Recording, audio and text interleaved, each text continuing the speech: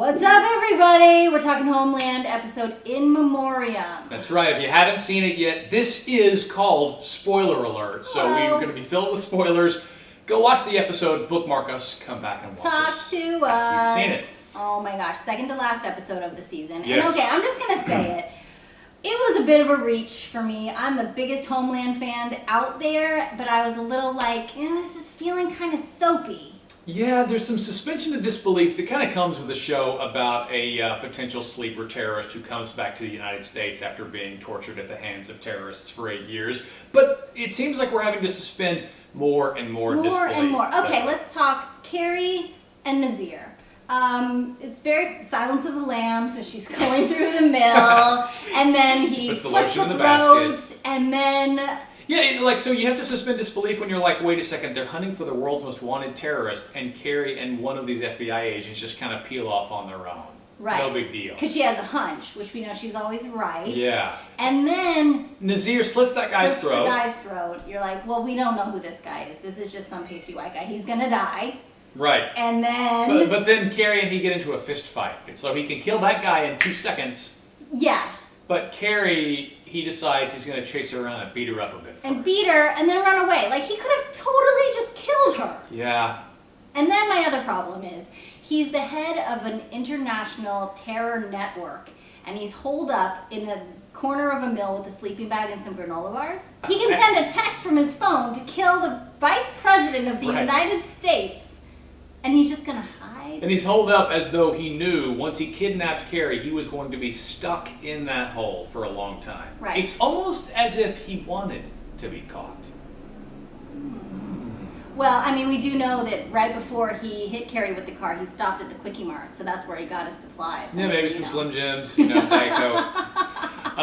But despite the fact that we had to suspend disbelief for this episode, we did have some aspects that we really loved. Some great conversations. Oh, great gosh, dialogue there was some great scenes. The scene between Roya and Carrie, okay? When I start, it's going one way and you're like, oh my god, they're gonna bond over, like, love? They both love these guys? Come on! And then Roya just turns! Right, just spun her little spider web for Carrie. Carrie gets into it, stabs her, you idiot. Carrie drops the tear. Oh, that scene was brilliant. There was another good scene that we both loved, which we will talk about in just a minute, but let's go ahead and get to our spoiler alerts. Spoilers!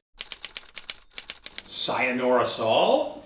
Yeah, is he out of there? It looks like Estes has him in a checkmate, but Saul is so great, and everyone loves him, so he's gonna find a way out of setting it up. Yeah, I don't think Saul's going anywhere, and you have to wonder, this Estes Saul chess match, how much longer we're gonna see it play out. I actually kind of enjoy it, actually. I mean, Saul, I think, is the smarter player, but Estes has more tools at his disposal, so. And he's shadier. Mm-hmm.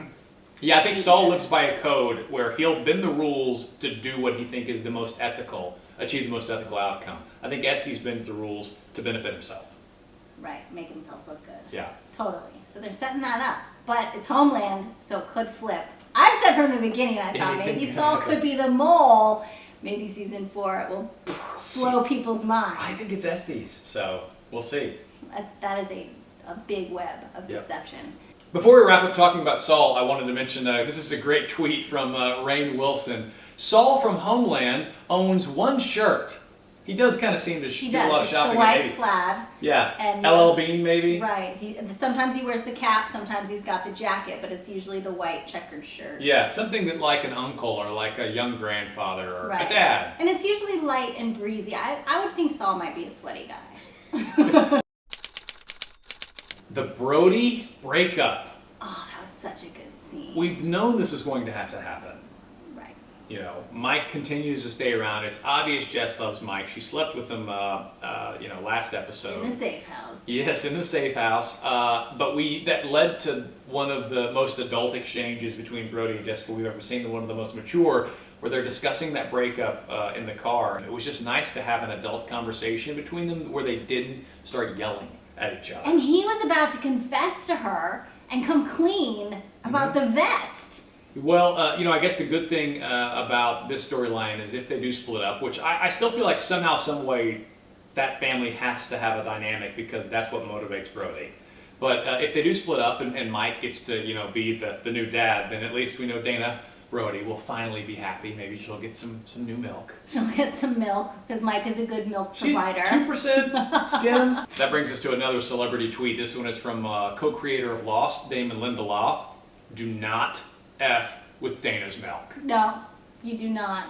Don't get her soy milk. Right. No almond milk, no none of coconut that. milk. It's got to be the real thing.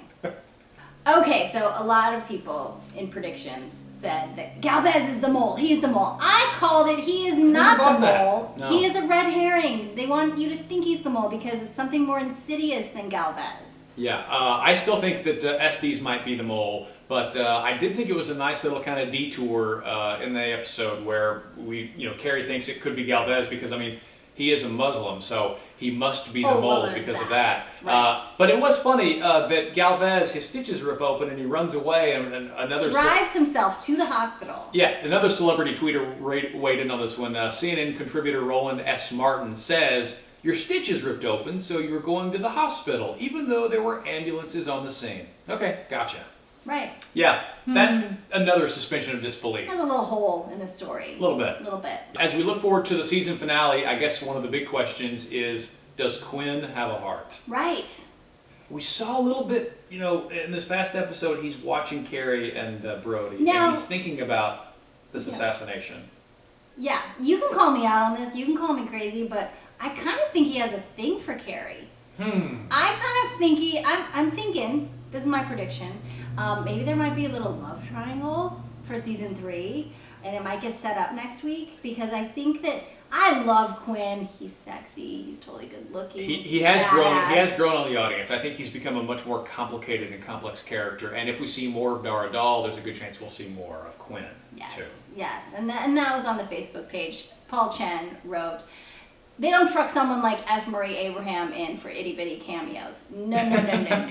We've only seen him twice this season, so we have to hope we're going to see more of him in the finale, and fingers crossed next season as well." Yeah, so tweet us your predictions for the finale next week. We can't wait! But I can't wait, but I'm going to be sad once it's over. I know. We'll just have to savor every day this week thinking about the finale. At Marc Istook. At Diane Mizota. We'll see you guys next week. Bye.